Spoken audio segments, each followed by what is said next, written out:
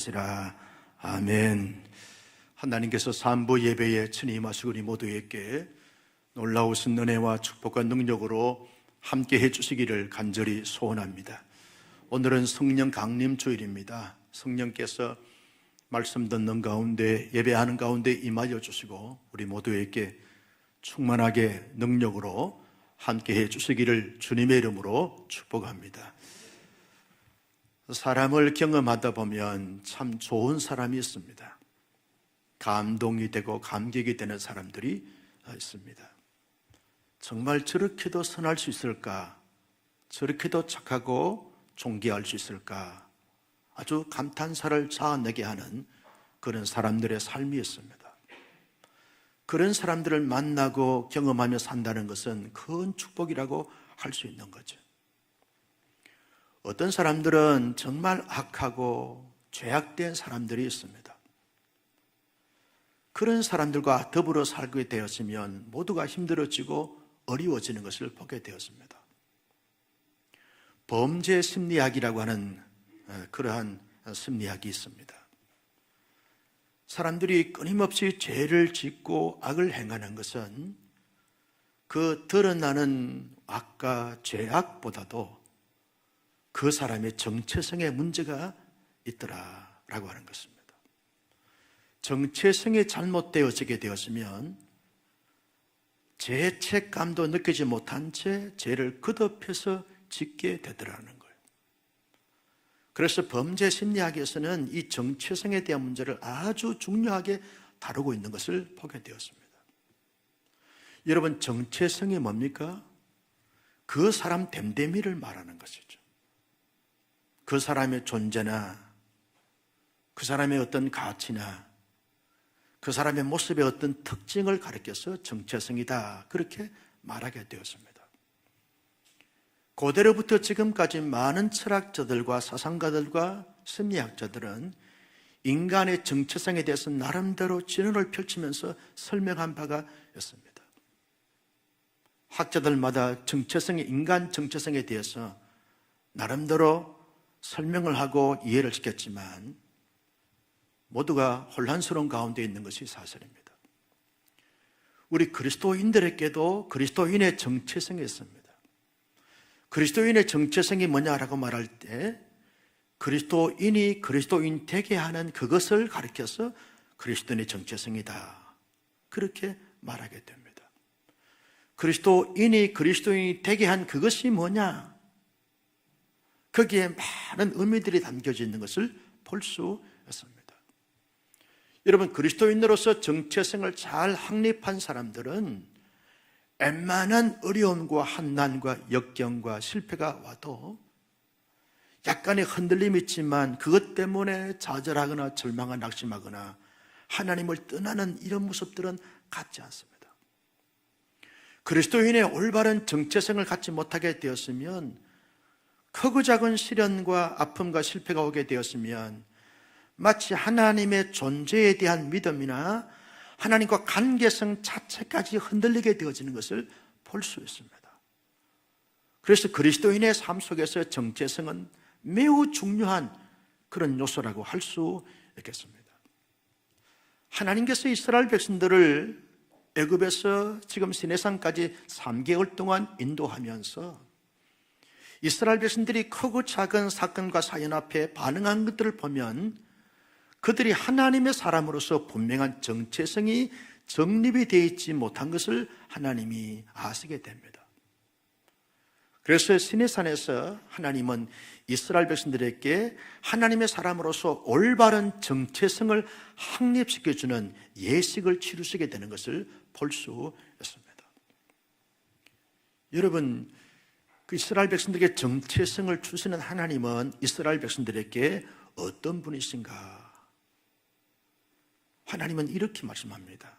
이스라엘 백성들아, 내가 너희를 애굽의 저 라암셋에서 숫곳을 거쳐 에담을 통하여 비하헤롯까지 인도할 때 내가 너희를 어떻게 인도했는지 아느냐? 내가 너희들 앞에 홍해가 있고 너희들 뒤에 바로의 군대가 추격해 올 때 어떻게 너희들을 인도했는지 아느냐? 홍해를 건너고 마라를 거쳐서 엘림을 통하여 신강야 르비딤 시내산 오기까지 3개월 동안 내가 너희들을 어떻게 인도하고 어떻게 주장했는지 아느냐? 하나님께서 모세를 통하여 문학적인 아주 독특한 표현을 하십니다. 내가 너희를 인도할 때 독수리 날개로 업어서 너희들을 인도했노라. 독수리 날개로 업어서 인도했다는 거예요. 마치 독수리가 아주 강력한 힘을 가진 이 날개로 자기의 새끼를 얻기도 하고 품기도 하면서 상공을 향하여 비상하게 되었습니다. 그처럼 전능하신 하나님께서, 만왕의 왕 되신 하나님께서 온 이스라엘 백성들 전체를 하나님의 날개로 업어서 안아서 품어서 인도하여 오다 보니까 지금 시내산 강야까지 오게 됐다. 그거 아느냐? 하나님께서 그렇게 반문하고 있습니다. 여러분, 하나님께서 독수리의 날개로 업어서 인도했다는 것은 강력한 하나님의 능력의 힘을 가지고서 이스라엘 백성들을 다 이렇게 보호하고 안아주시고 사랑하시고 축복해 주셔서 안정케 하셔서 인도해 주셨다는 거예요. 여러분, 우리가 출애굽기 말씀을 쭉 살펴보면서 라암set을 거쳐가지고 지금 시내산까지 오기까지 3개월 동안 우리가 부분마다 다 살피면서 왔습니다.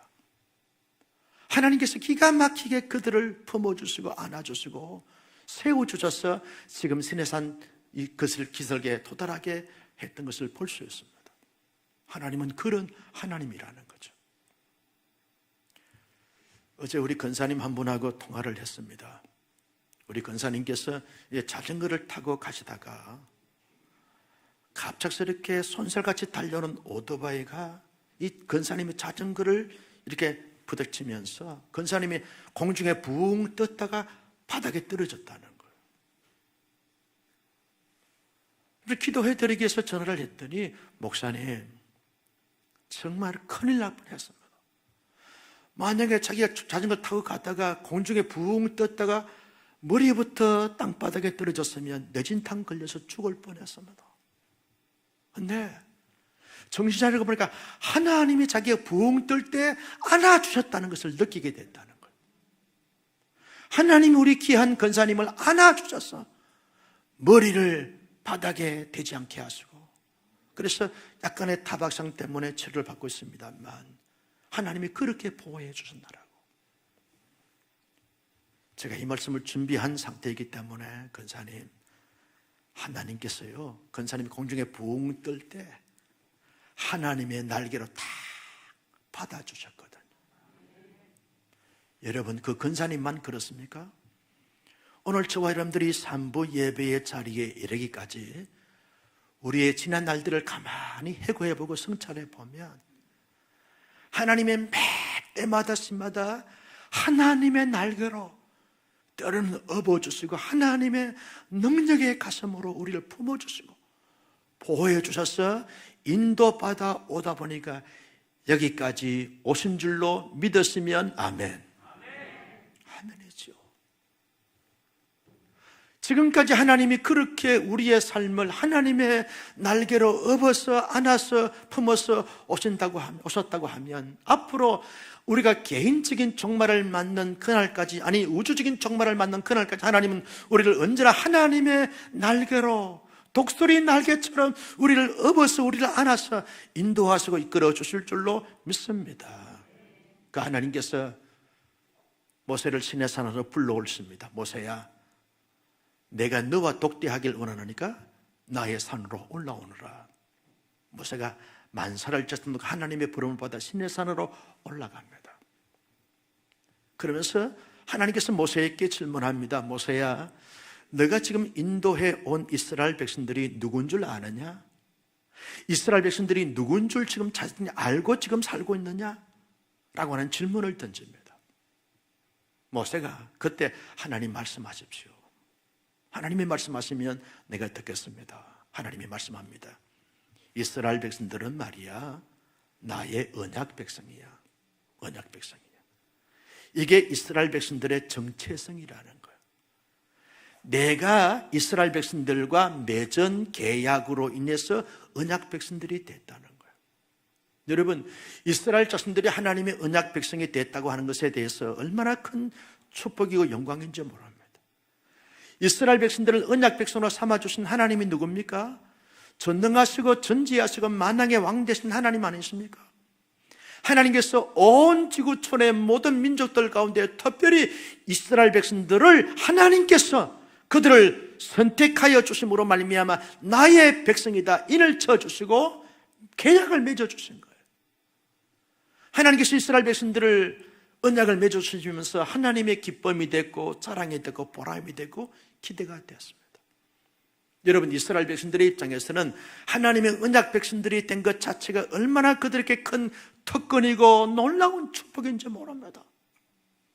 그들이 잘난 것이 없습니다. 뛰어난 것이 없습니다. 선한 것이 없습니다. 그런데도 불구하고 하나님의 전적인 은혜와 은총과 능력과 축복으로 말미암아 하나님의 언약 백성들이 되었습니다. 하나님의 기쁨이고 이스라엘 자손들에게 큰 축복이었습니다.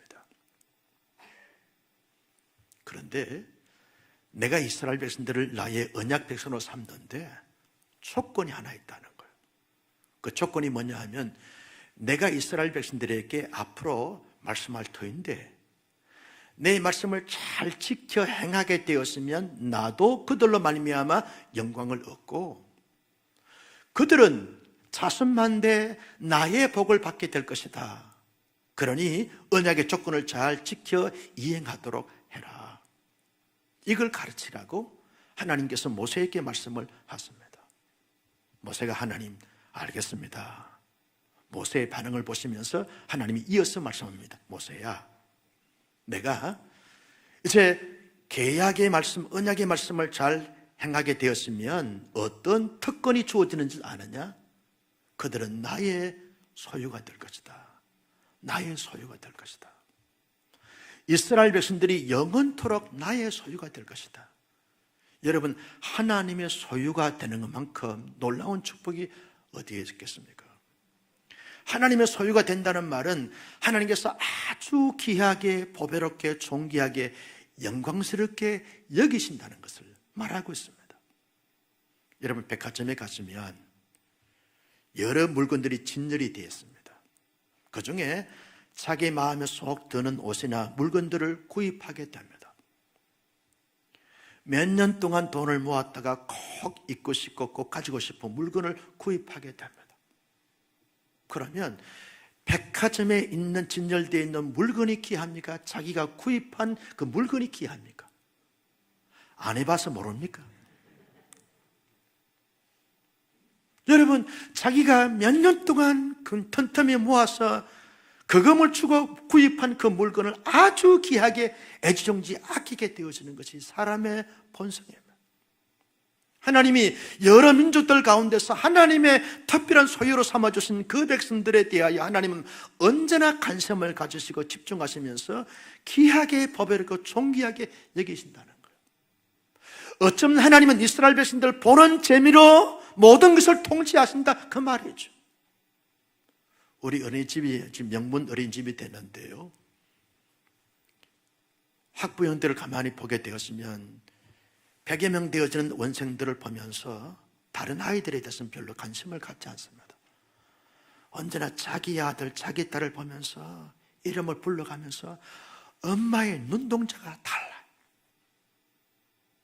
다른 아이들에 대해서 관심이 없습니다. 오직 자기의 아들을 이름을 부르고 자기의 딸의 이름을 부르면서 거기에 집중하고 집착하는 것을 보게 돼요. 왜? 자기의 소유이니까. 자기의 소유니까. 마치 하나님께서 이스라엘 백성들은 언약 백성으로서 언약의 조건을 잘 이행하게 되었으면 내가 영원히 책임지는 나의 보호를 받고 나의 사랑을 받고 나의 존귀함을 받게 되어질 하나님의 백성들이 되어진다라고 그렇게 하나님께서 말씀을 하십니다. 두 번째는 제사장 나라가 될 것이며 제사장 나라가 될 거라는 것. 여러분, 제사장은 뭐 하는 사람입니까? 백성들의 죄를 가지고 하나님 앞에 나가 제사를 드림으로 죄를 사함받게 하는 역할을 하는 것이 제사장 역할입니다. 제사장 직분도 아주 귀하고 너무너무 복된 것이지만 제사를 드리면서 백성들의 모든 죄를 사함받게 하는 이 중보자 역할을 할 때 제사장에 놀라운 그러한 권세가 주어지겠다는 거죠. 가치가 있겠다는 것입니다. 다시 말하면요, 이스라엘 민족은 앞으로 내가 언약의 조건을 제시할 텐데 그 조건을 잘 지키게 되었으면 온 세계 열방의 축복의 통로가 되어지고 행복의 터전이 되게 될 것이다 라고 하나님께서 그렇게 말씀합니다. 이스라엘 백성들이 얼마나 대단한 나라고 대단한 백성인지 모릅니다. 왜냐하면 제사장 나라가 되기 때문에 그렇다는 걸. 그뿐이 아닙니다. 그들은 이렇게 말합니다. 거룩한 백성이 된다. 여러분, 거룩한 백성이라고 하는 말은 그냥 신분을 말하고 있는 것이 아닙니다.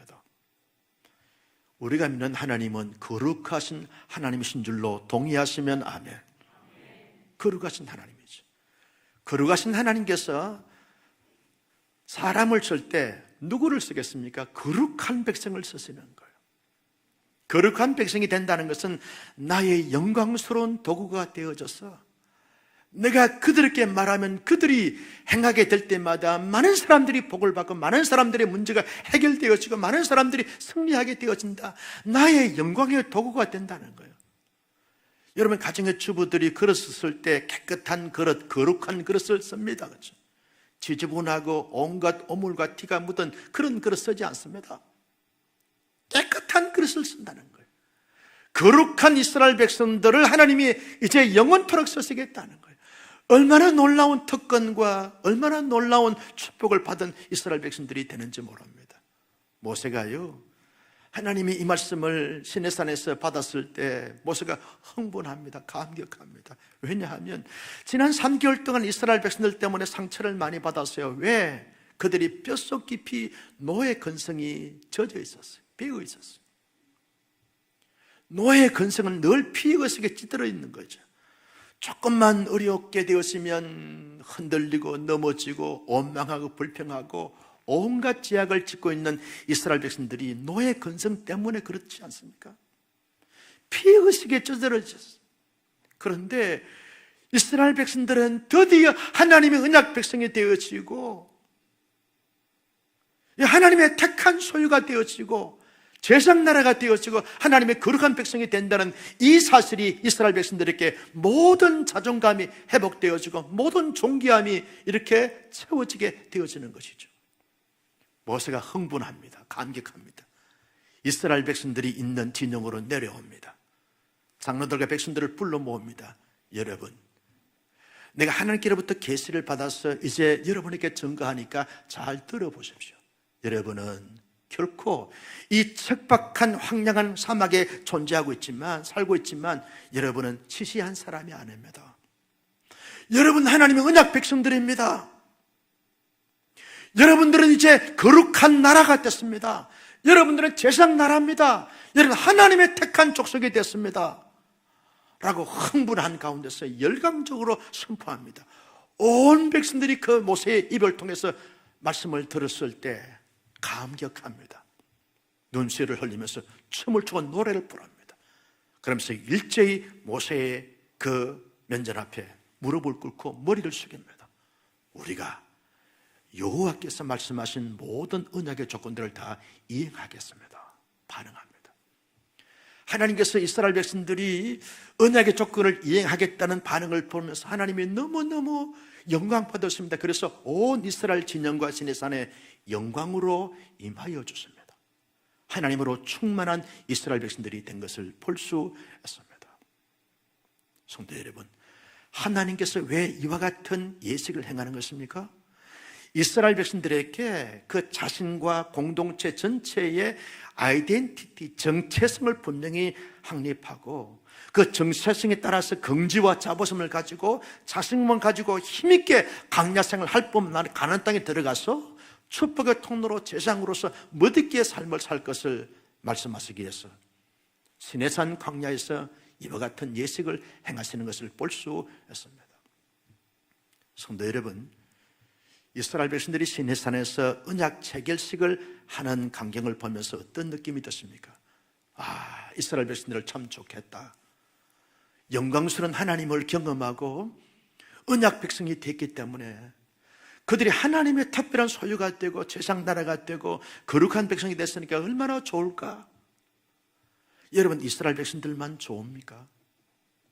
이스라엘 백성들만 대단한 존재가 됐습니까?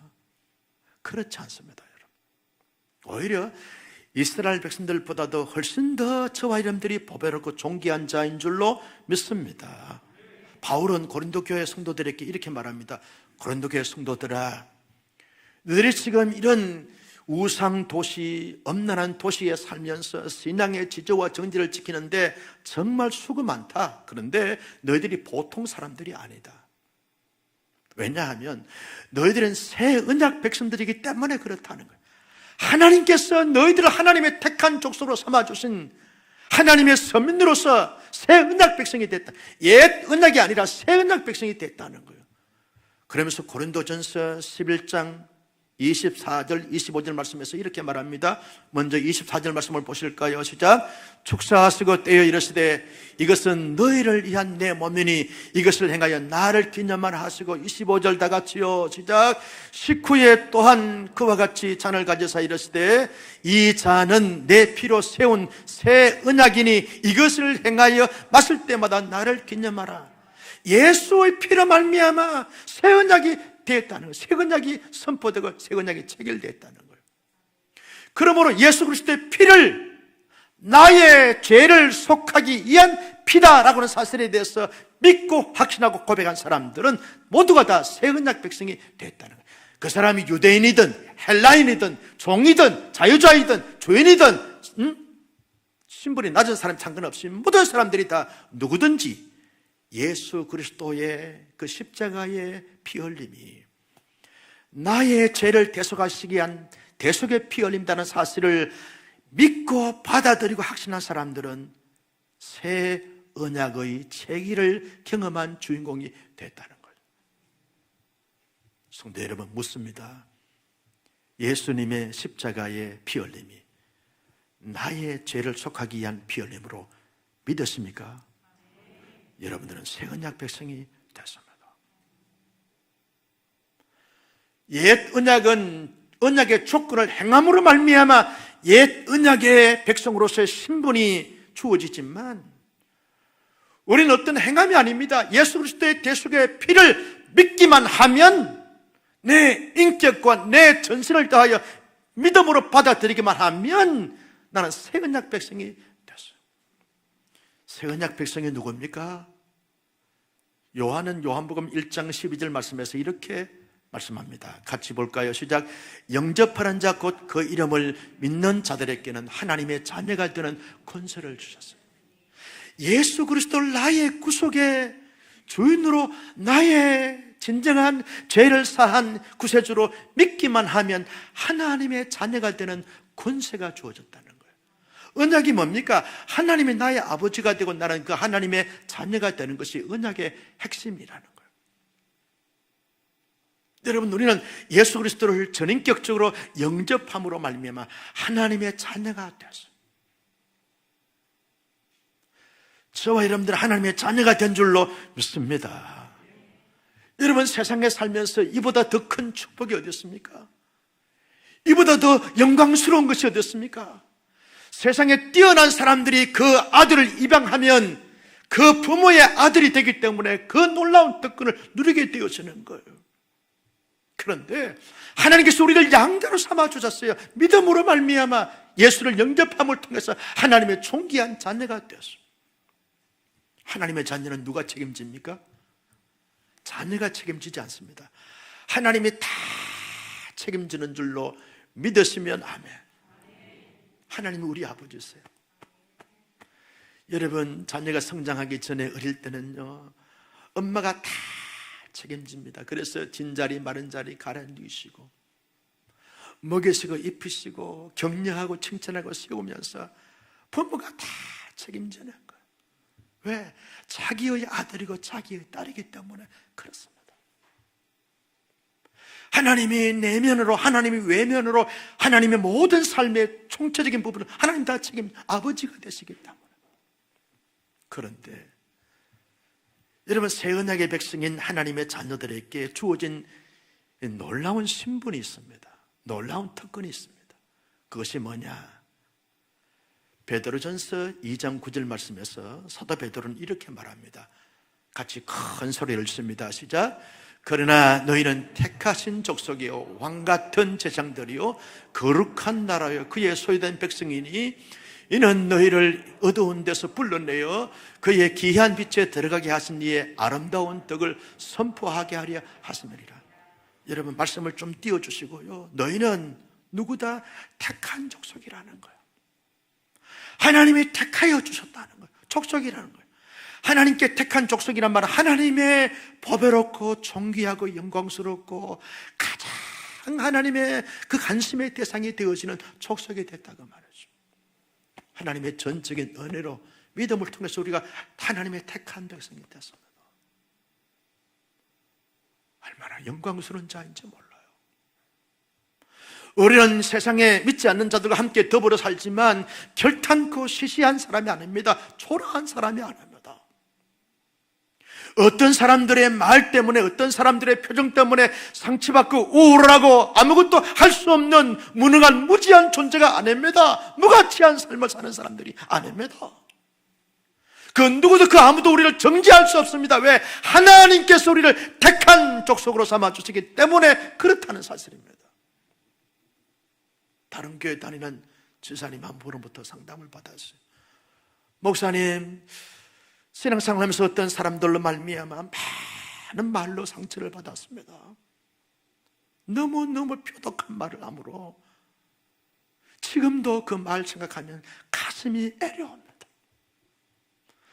그 내게 말할 수 없는 비수를 꺾는 그 말을 하면서 그 눈빛과 그 표정은 지금도 치가 떨리고 살이 떨립니다. 얼마나 큰 상처를 받았으면 그런 고백을 하는지 몰라요.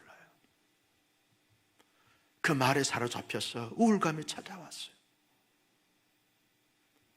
존재적 가치에 대해서 이제 모든 것을 놓게 되어졌습니다. 나 같은 사람이 살아서 뭐하냐, 무슨 마음으로, 무슨 생각으로 살겠냐, 삶의 의욕이 상실이 되었습니다. 말씀을 다 듣고 있다가 지사님이 누군 줄 아십니까? 지사님을 위해서 예수님이 십자가에 피 흘려 돌아가셨습니다. 그 사실 아십니까? 믿습니까? 그거야 믿지요, 알지요. 지사님은 하나님의 자녀가 되는 권세를 가진 자입니다. 그것도 하도 많이 들어서 알지요. 아니, 들어서 아는 게 아니고 마음의 고백에서부터 아십니까? 합니다. 하나님이 지사님을 택한 족속으로 삼아주셨습니다. 왕같은 제장입니다. 거룩한 나라입니다. 하나님이 그렇게 보십니다. 만왕의 왕 되시고 전능하신 하나님이 그렇게 보고 대하시는데, 하찮은 사람들이 당신에 대하여 그런 말을 한다고 해서 그렇게 그 말에 사로잡혀서 되겠습니까? 힘을 내십시오. 하나님이 어떻게 보고 대하시는지를 생각하십시오. 한참을 듣고 있다가, 목사님, 이제 정신 차리고 힘을 내겠습니다. 성도 여러분, 우리는요, 사람들의 말 때문에, 주어진 삶에서 어떤 실패함으로 인해서 그것 때문에 우리의 존재의 가치가 흔들려야 될 사람들이 아닙니다. 우리의 정체성에 혼란이 주어질 그런 자가 아닙니다. 하나님은 우리를 보실 때 언제나 나의 새 언약 백성이다. 예수의 피 공로로 말미암아 새 언약 백성이다. 하나님의 자녀가 되는 권세를 가진 자라는 거예요. 하나님께서 특별히 보배롭고 존귀하게 여기는 택한 족속이라는 거예요. 왕같은 제장입니다. 하나님과 마음 백성들을 이렇게 관계를 잘 가지면서 화목하게 하고 돈독하게 하는 이런 중보적 역할을 하는 그런 자가 됐다는 거죠. 하나님의 사람들은 거룩한 나라입니다. 하나님의 영광스러운 도구가 된다는 거예요. 저와 여러분들은 결코 시시한 자들이 아닙니다. 때로는 우리가 살다 보면 이런저런 말을 들을 수 있습니다. 이런저런 상처받을 수 있습니다. 이런저런 한계선상에서 허죽거릴 때가 있습니다. 때로는 주어진 현실 때문에 낭망하고 자질절망할 수 있습니다. 그런데 우리의 근본적인 정체성은요, 하나님이 우리를 새 언약 백성으로 삼으시고 우리를 완전히 하나님의 자녀가 되는 권세를 주셔서 우리 하나님의 택한 족속으로 왕같은 제장으로 거룩한 나라로 우리의 신분이 주어졌은즉 이 긍지와 자부심을 가지고 살아가는 하나님의 사람들이 될 수 있기를 예수님의 이름으로 축원합니다. 이런 하나님의 백성으로서의 어떤 정체성을 분명히 한 사람들은 주어진 삶에서 어떻게 살아가야 합니까? 늘 나의 정체성, 아이덴티티를 늘 고백하면서 살아가야 되는, 내가 누구냐라고 하는 질문 앞에 나는 이런 사람입니다 라고 늘 고백을 되뇌이면서 그렇게 살아가야 되는 거예요. 우리가 때때로 기쁘고 즐겁고 행복할 때, 또 우리가 때때로 슬프고 낭망하고 좌절절망할 때, 그때도 상관없이 언제나 나의 성과를 보고 나의 거울을 보며 나의 모습을 거울로 비추면서 내가 누구냐라고 하는 질문을 던질 때마다 나는 하나님의 새 언약 백성입니다. 나는 하나님의 자녀입니다. 나는 하나님의 택한 소유입니다. 나는 왕같은 제사장입니다. 나는 거룩한 나라요 그의 백성입니다. 이 고백을 고백하고 고백하면서 살아갈 때 우리의 정체성이 확립되어지면서 그 정체성이 확립된 가운데서 끊임없는 영적인 성장과 성숙이 이루어지게 되어진다는 것입니다. 믿음 생활을 오래 하다 보면 타성해졌습니다. 차성해지다 보면 몸이 건조하게 되었습니다. 이래도 그만 저래도 그만, 그런 대로 명목이 그저 그리스도인이지 실제의 삶에서 감격과 감동과 감흥이 없는 그런 채 신앙생활 하는 사람들이 의외로 많이 있어요. 여러분, 신앙생활을 오래 해도 이 정체성을 날마다 고백해야만 그 정체성의 바탕 위에 신앙이 살아있게 되어집니다. 요즘처럼 바쁜 시대에 살면서 이리 쫓기고 저리 쫓기다 보면 우리의 정체성이 대혼란이 올 때가 있습니다. 한계선상에 부닥칠 때마다 우리의 정체성이 혼란이 올 때가 있습니다. 그런데 그때마다 우리는 늘 고백해야 됩니다. 내가 누구냐라고 질문 앞에 나는 하나님의 새 언약 백성입니다. 나는 하나님의 자녀입니다. 나는 하나님의 택한 소유입니다. 나는 왕같은 제사장입니다. 거룩한 나라입니다. 늘 고백하라는 거예요. 여러분, 예수님의 삶을 보십시오. 요한복음에 보시면 예수님은 나는 이다 라고는 말을 7번이나 반복해서 말합니다. 나는, 예수님께서 하신 말씀이 나는 생명의 떡이다. 예수님은 사람들이 뭐라고 자신에 대해서 말해도 나는 하늘로부터 온 생명의 떡이다. 나를 먹는 자는 영생을 얻는다. 예수님의 정체성입니다. 나는 생명의 떡이다는 것. 나는 세상의 빛이다.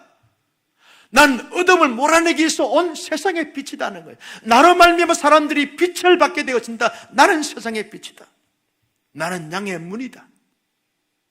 나는 선한 목자다.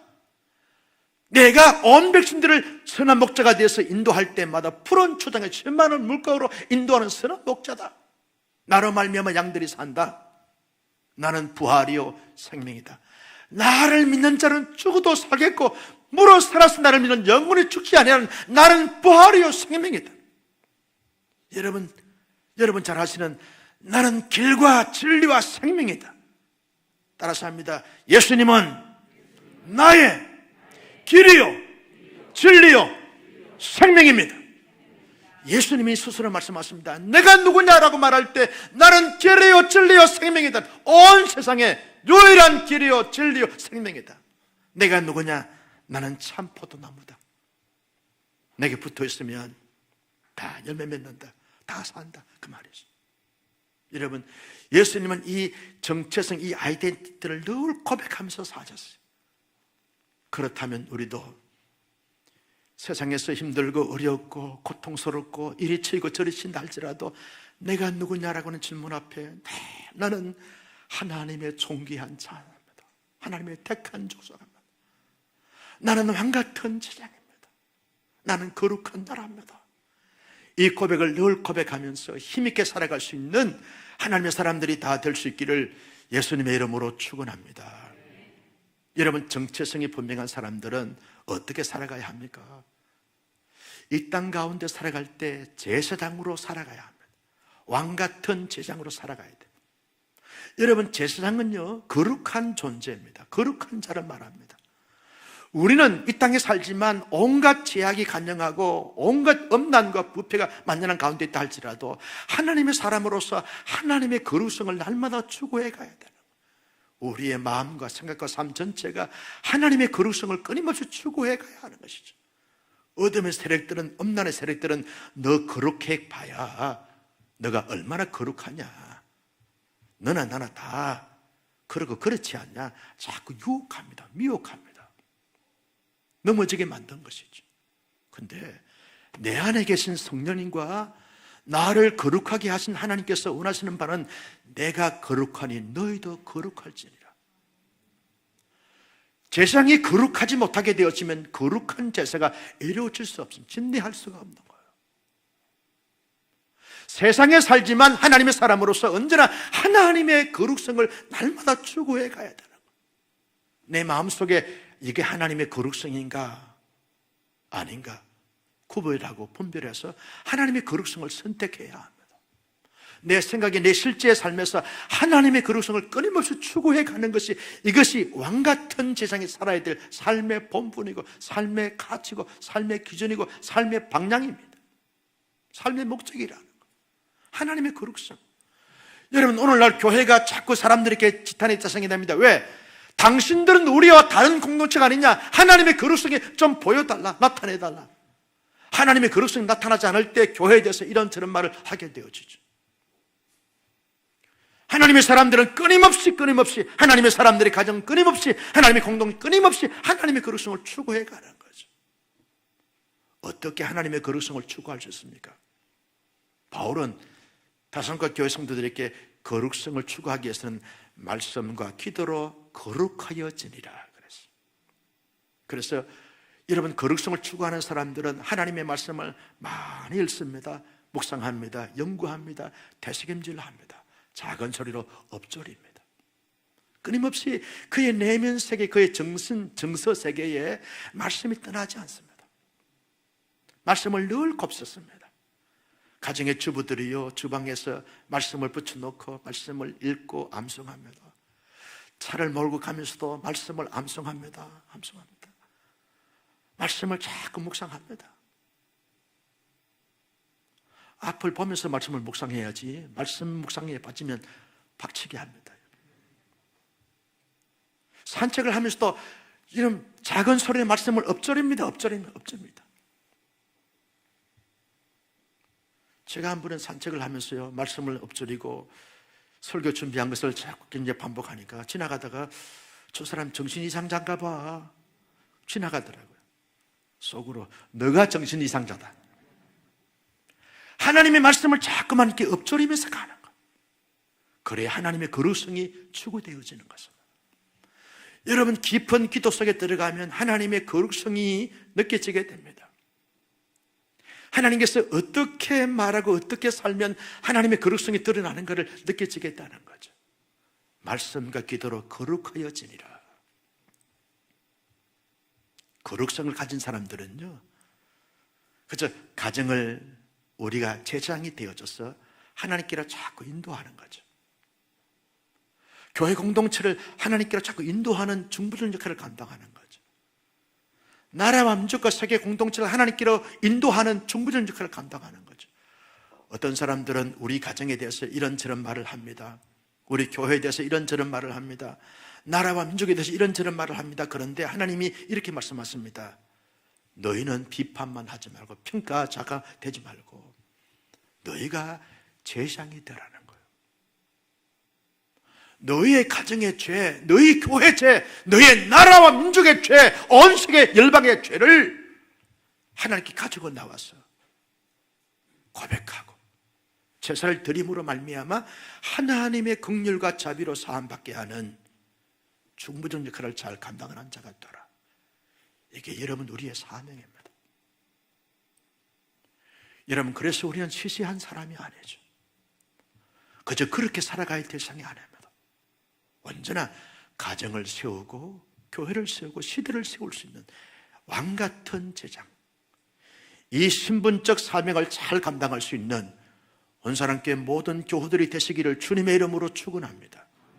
그런데 우리가 아무리 말씀과 기도로 거룩하여 진다 할지라도 거룩해지지 않는 것을 보게 됩니다.